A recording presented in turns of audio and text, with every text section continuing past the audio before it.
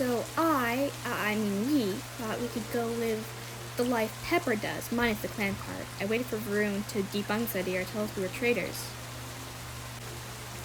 But he surprised me with his answer. The Tom sighed, sitting up. At this point, this is our only chance at survival. You agree? I asked slowly.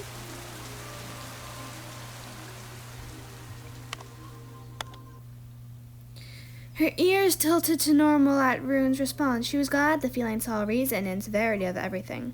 The rain stopped pounding on us. If we wanted to go, we'd have to go now, before the rain began again and made the waters hard to cross. I may not like the idea, but I refuse to grow up in a broken environment. You thriving is more important than my pride. My chest swelled with joy at my father's words. She paused, stifling a sigh at Rune's reasoning. At least he was agreeing. We will ask Pepper when she gets here. Well, hopefully she gets here soon. The rain might start and we can't leave. For now, eat what we have left. Do not overhunt. Aspen Patch, Rune, and Snapdragon believe the clan is dying and the only way to live is to leave. A soft life might be the only life that wouldn't end in death. I padded off to the prey pile, my stomach turning with uncertainty. Aspen took a bird from the pile. He was extremely nervous. What would happen? Would we get there in time? Would the Twolegs let them in? Would they have to go live at the loners? Loners. That would be worse than Kittypets.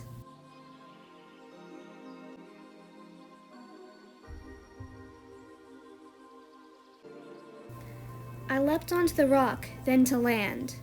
I scrambled at the rock, but managed to get up. The three of them didn't say much as they made their way to Stunning Rock, leaping over streams and rocks. Oh, was I late for patrols? Pepper asked nervously. Pepper, no, not at all. The three stopped when they found Pepper, the daylight warrior, crushing into the territory. We had an idea. She came to a halt at the familiar feline. Her expression was dull. She didn't speak. The clan. It's gone, Rune said, sadly. What? So we were going to live the life you do, minus the clan, I sighed, adding on to what Rune had said. ShadowClan attacked. Everyone else is gone, she muttered, not looking up from the dirt on her paws. You guys are going to be kitty pets? Yeah, I smiled slowly, then paused, hearing what Snap had said. The mention of ShadowClan's attack hit deep. She followed the daylight warrior closely, head down and fists clenched in her jaws tightly. I leapt for the last rock, but as I did, I slipped on the wet ground. My leg twisted as I fell hard into the water, bonking my head on the rock just to add insult to injury, or injury to injury. Water filled my mouth and I was unable to swim properly in my panic. Her head shot up as the feline missed. She glanced at Rune, eyes wide. She paused. Rune would despise her for life. She let out a silent sigh, sitting down the fish and diving into the water. Help! I cried out, but water filled my mouth. The Tom flipped around, hearing the thud. His eyes snapped down to the she who jumped in after the Tom. She grabbed onto Aspen's scruff, her teeth sinking into his skin, and she dragged him onto land. I thought I was dead, but then teeth sunk into my scruff. I was saved. Aspen, my father cried. I gasped in air while throwing out water, not recommended by the way. She hissed under her breath, blood dripping from her maw as she scrambled onto the shore, shoulders heaving. My vision blurred. The bonk from the rock had been disorienting. I felt my father crouch next to me, which was enough to keep me conscious. She shook her pelt, sprinkling water droplets around as she stared at the others. The Tom ran a few gentle licks over the young cat's ear, a concerned father. I could carry him. I'm sure my 2 legs would help his injuries. They've helped random lows before. I had to stay awake was beginning to end. My vision was getting worse. I thought I was going to gone, but I forced myself to stay in reality. I'll be fine, Dad, I choked out, not sure if this was truth or false hope. No, I'll carry him. Lead the way, he ordered, pulling the young cat onto his back. My vision was still blurry, but through the pain I felt, my father lift me onto his back.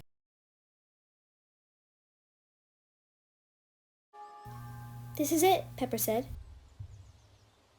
We don't have to go in if you guys aren't comfortable. You said your 2 legs can help, she mewed, nudging Rune into the outhouse. The Tom stared at the door, sure he wanted to go in, for his son's sake.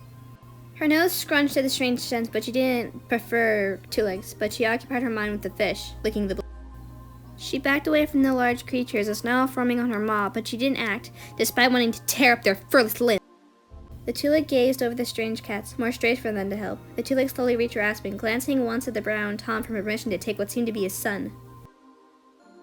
The Tom was hesitant, but he got up and stepped back. Once the Twoleg knew the brown cat would be fine with them helping the little black cat, the Twoleg picked up Aspen and carried him away to clean the wound.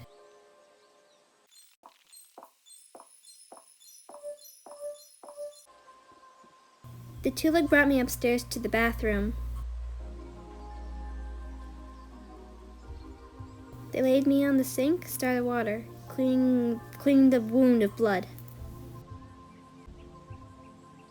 The Twoleg brought Aspen down after a few long tense minutes that Rune didn't like. Thoughts about what happened to Aspen chased themselves around his mind. The Twoleg gently set Aspen down beside Rune. A bandage now covered his bad leg. Did it stay forever, or be temporary? The Tom's ears rose as he lay down beside the cat. Aspen groaned slightly, the sound of pain and agony.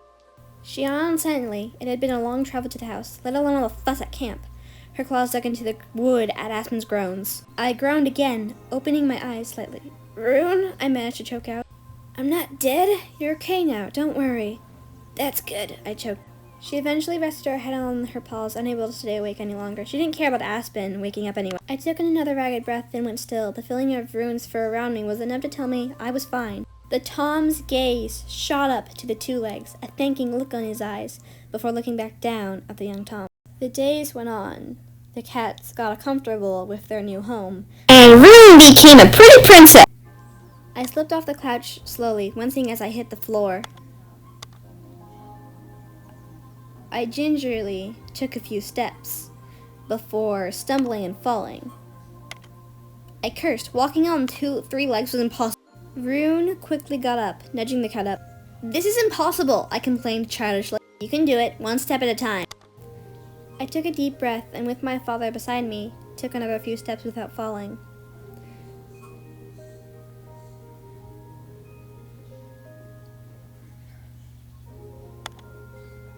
I tried walking on my own too soon. I fell again and sucked in a quick breath as my leg spiked with pain. He'd sigh, helping the cat up. Not too fast. "Dad," I complained. "Why did I have to fall off the stupid rock?" I whined like a kid. "Oh, you're fine. Suck it up and try again." I groaned to do what my dad said, though what he said counted for less, seeing him dressed in hot pink. She walked across the small ledge of wood, half stifling a chuckle at Aspen's fail. She, however, adored her balancing ability. Aspen and Rune made their way slowly over to the table. And I mean slowly. Very, very slowly. A grin planted on her maw and she shook her head. "What? He'll eventually," she murmured, staying perched on the chair. I glared at her, then left my father's side, limped over to the chair, and with surprising strength, tilted it enough to make the prideful she-cat fall. She tumbled to the ground, landing half on her feet at the sudden fall. "You little—" She stopped herself, gaze looking to Rune. "Starclan. Aspen was lucky he was here." I glared down at her. Just because I was crippled doesn't mean she got to laugh at me. "You two never get along," Rune commented. She huffed, standing with a shake. "You spooked Breeze," she said, her tone warning. "Oh, shut up about the bird," I hissed. "It's practically prey."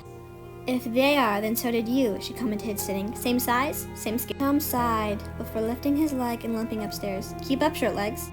I growled. That was the last straw. Dad's limping would have been funny if it wasn't already annoyed with Snap. I lashed out at the bird, catching its wing, not enough to kill, but it fell to the ground with an injured wing. Snapdragon lashed her tail in fury at what Aspen had done. She glared, glancing down at the bird. She couldn't believe that Aspen had done it, but she did provoke him. That didn't matter at the moment, though.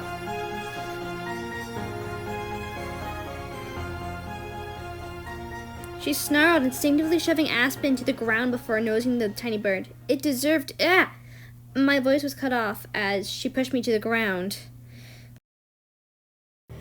Meanwhile, outside, Pepper sees a mouse. Reminding her of her clan life, she chases it. Snap hears Pepper's cry. She runs out in panic. and finds her body. Pepper's eyes were half-lidded. She rushed forward, yowling at the scene of the feeling on the road.